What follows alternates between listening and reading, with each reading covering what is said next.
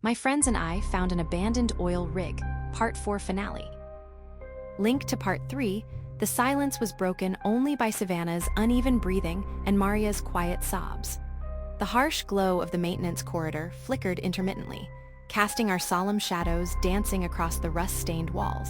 Savannah had stopped crying and now stared blankly into space, her face hollowed by grief and disbelief. Maria sat huddled nearby, her eyes red-rimmed and unfocused, mouthing a word over and over. Mark's body lay between us three, evidently unmoved for years.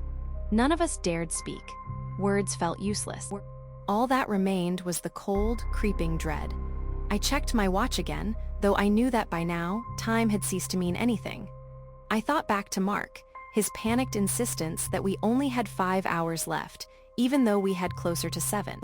I shivered at the thought, the nauseating truth slowly crystallizing in my mind. The distortions, the inexplicable shifts. Mark's body, a dry husk only minutes old. Time was splintering, fracturing around us, and we were caught in its collapse. The intercom ahead crackled to life, startling us all. The voice was strained, exhausted, desperate. There was something more than fear in it this time, there was sorrow. I could hear them crying.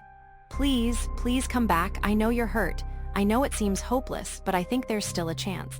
You can still help me, and maybe I can still help you. Savannah's eyes snapped to the intercom, fury blazing behind her grief. Help you, help you.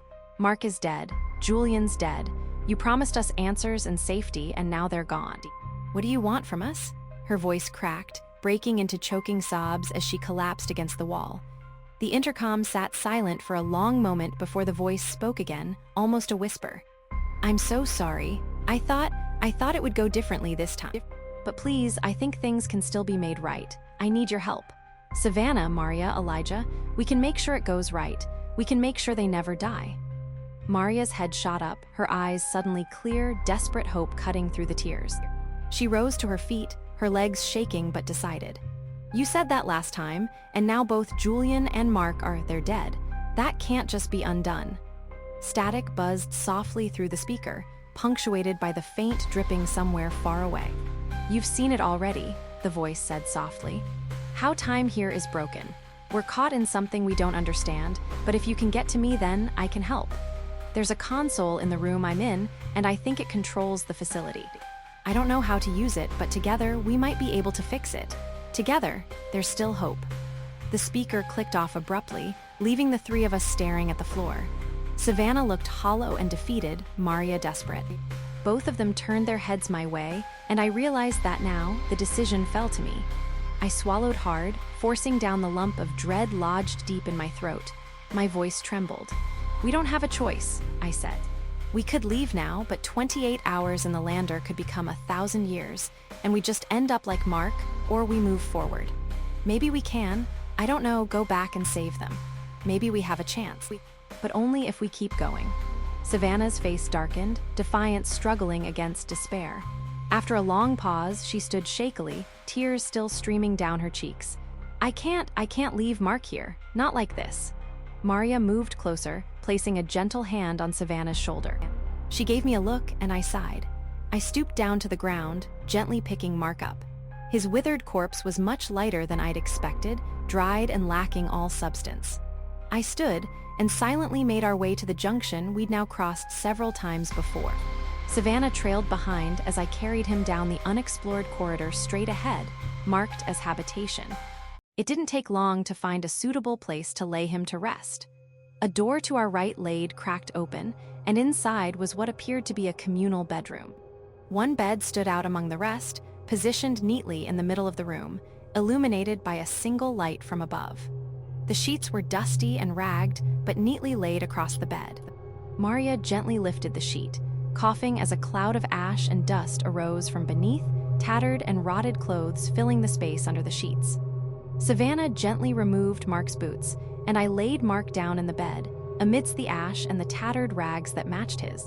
Savannah went to place the boots in the corner of the room, where dozens of identical pairs in varying states of decay already lie waiting. As I gently covered up his body with the sheets, I prayed that this was the last time he'd need to be laid to rest here. Together, in heavy silence, we retraced the steps we'd made through the twisting labyrinth of the maintenance corridors. Rusted pipes and warped metal walls seemed tighter with every step we took back toward the triple bypass chamber. Every sound echoed our footfalls, our breathing, even our heartbeats reverberated around us, amplifying the tension that etched away at my nerves. Finally, as we descended the final set of stairs, the bypass chamber lay ahead of us, its heavy reinforced door waiting ahead. The room beyond and the voice trapped within waited in silence. The three valves, spaced evenly apart, stared back at us. "Okay," I said softly, forcing a shaky confidence I didn't feel.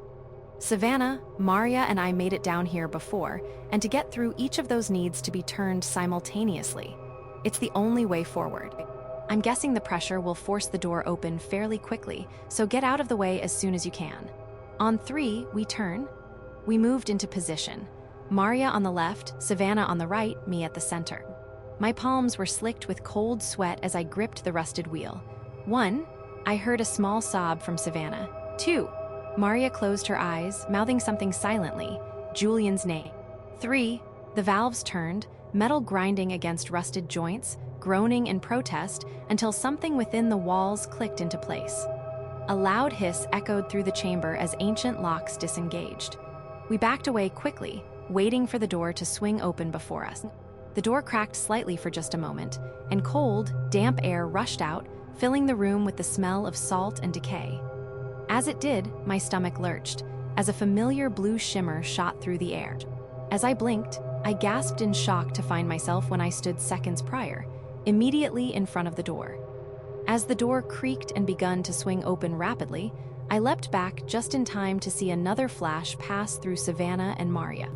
Maria shimmered in the air for a second, similarly reappearing where she had stood opening the valve. She didn't have enough time to react, and as the door burst open, it slammed into her, knocking her off her feet and sending her flying before she landed with a dull thump on the steel floor. As I ran over to aid her, I turned back towards the door. I wish I hadn't. Savannah had similarly been reset in her position, her body where it had been when she turned the knob. Occupying the same space, however, was the immense metal door that had swung out. Her outstretched arm twitched, poking through the solid metal like a tree emerging from the ground. Her face, half swallowed up by wrought steel, locked in a gasp. Her eye locked onto me before spiraling into a spasm as a trickle of blood began to run out of her exposed nostril. The intercom crackled frantically, the voice barely audible through thickening static. "The loop is destabilizing. You have to get in here now." "There's no more time." I turned back Maria and attempted to rouse her from the floor. Her skin was cold to the touch, and as I felt for a pulse, I could discern a weak, unsteady heartbeat. "Maria, please wake up. We have to go now, please."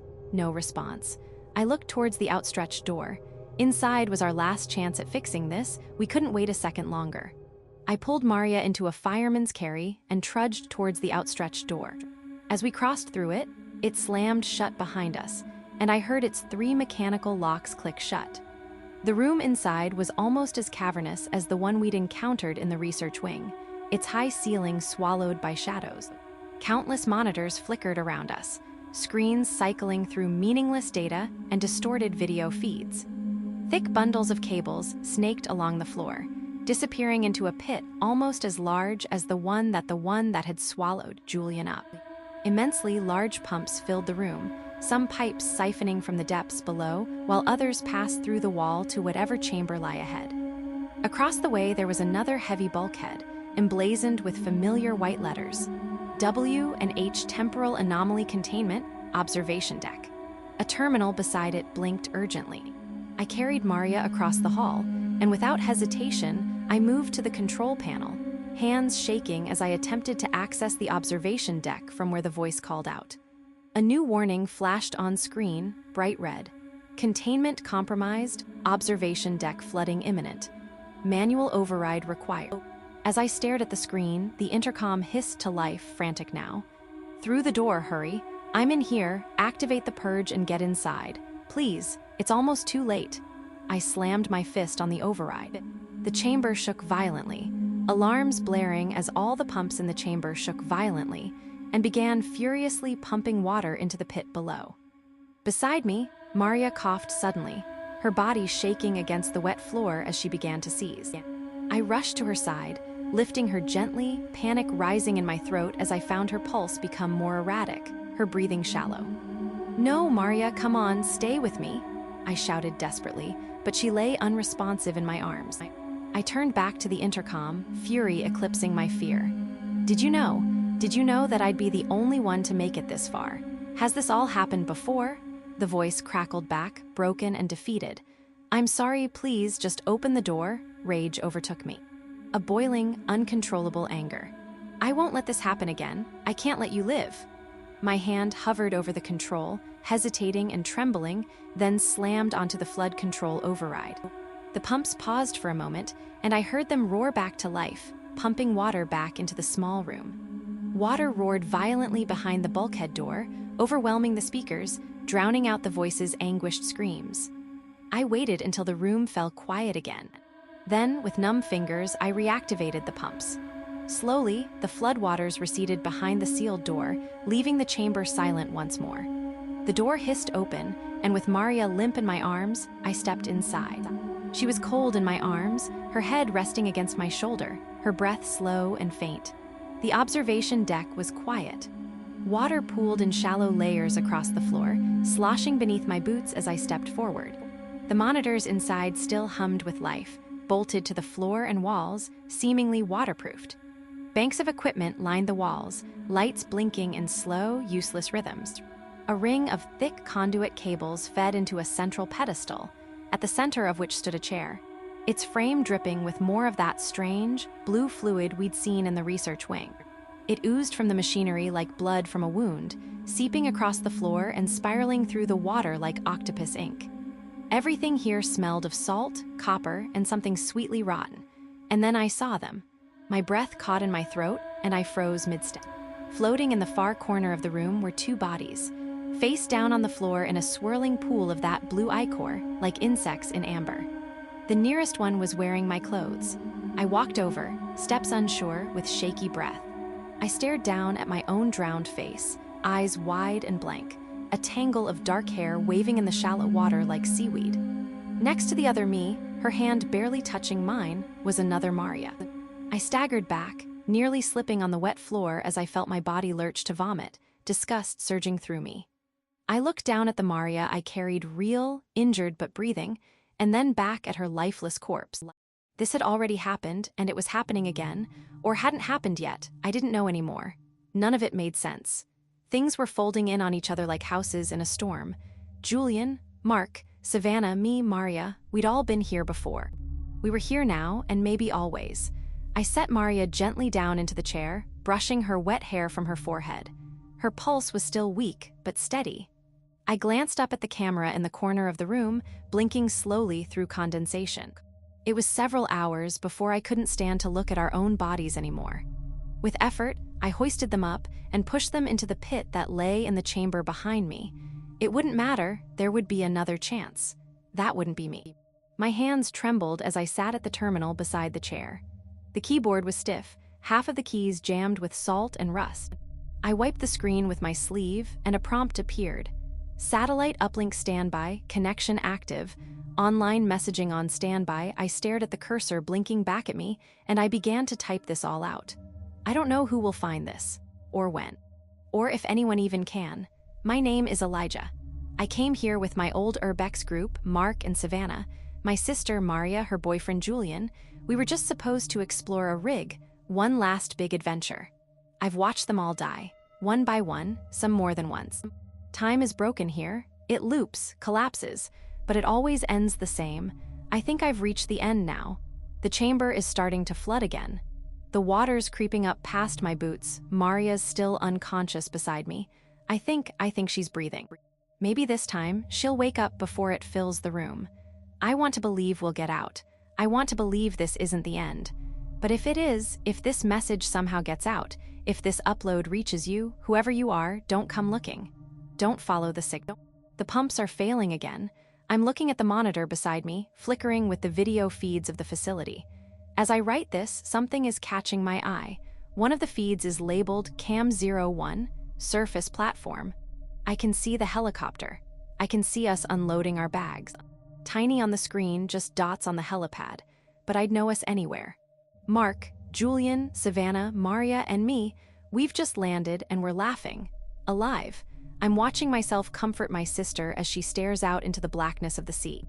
I know they won't be able to hear me until the morning. When they go to check the broadcast I'm sending to the control deck up top. But I know that I'm going to ask for their help. I'll warn them of everything that I think they'll understand, as little as that would be. I'll do my best to get them down as quickly as possible to rescue Maria and I down here. Maybe this time they'll listen to me. Maybe this time will be different.